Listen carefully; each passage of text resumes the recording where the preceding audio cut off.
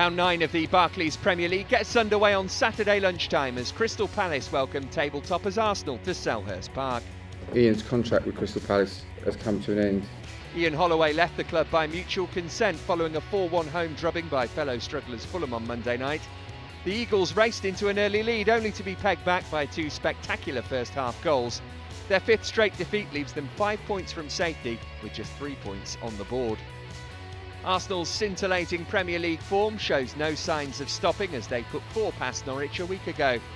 Unbeaten in 7, Arsene Wenger's side make the short trip across the capital without Theo Walcott. He suffered a setback in his recovery from abdominal surgery, while Mathieu Flamini looks set to return after recovering from concussion. Five-time Premier League winner Peter Schmeichel expects the leaders to continue their fine run at Selhurst Park. Well, Arsenal play before Man City, Chelsea play. And this is an opportunity for Arsenal to really take off and make a little gap in the top of the table. So I think, Crystal Palace struggling, Arsenal absolutely flying. I think they'll win.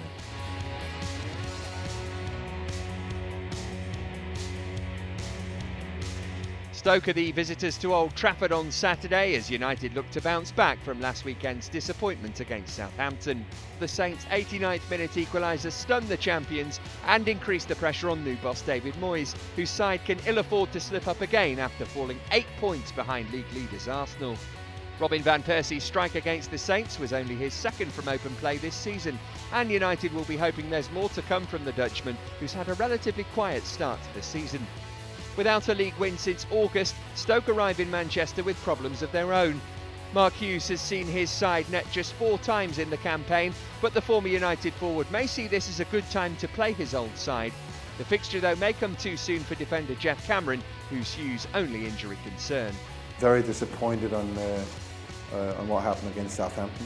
This is, you have a game like that at Southampton. This is a great opportunity for David Moyes to say to his player, can't do that again. You have to do better than that. So I predict Man United will win that game.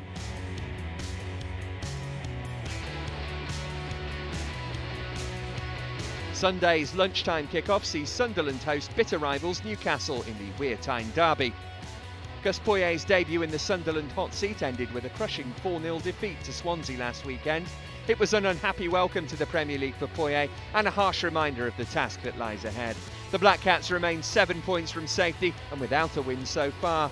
Newcastle held Liverpool to a 2-2 draw last Saturday despite being reduced to 10 men. The Magpies twice took the lead with impressive strikes from Johan Cabaye and homegrown defender Paul Dummett. The return to action of Stephen Taylor and Masadio Haidara could be timely following Mapu Yanga and Biwa's dismissal. He'll miss the derby along with Fabrizio Collicini, who's still sidelined with a groin injury. I think Newcastle will edge, but it's a local derby and it's probably one of the most underestimated local derbies. It's so fierce and we know from watching it over the years anything can happen, but let's just go for a draw.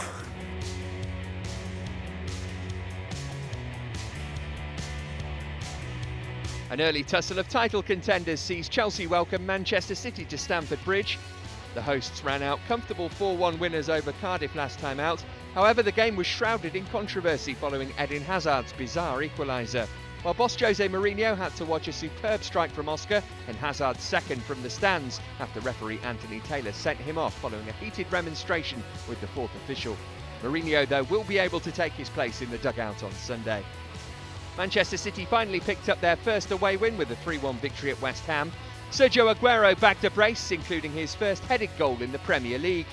Boss Manuel Pellegrini continues to sweat on the fitness of captain Vincent Kompany as he battles to overcome a hamstring strain, while Martin Di Michelis could also be pushing for selection after recovering from a knee injury. The expectation this season is that it's going to be between those two clubs for the Barclays Premier League title. I'm not sure I'm completely in agreement with that. I think you have to count Arsenal in. And if Arsenal's beaten Crystal Palace the day before, this is going to be a very, very difficult game for both managers to approach. Because what you're going to do, are you going to try to close the gap? Or are you going to go for the 1 point, which at this moment in time I'd expect them to do, because none of them can really afford to lose a game. So I think on balance, because it's this early in the season, they will be happy with a draw, and I think it will be a draw.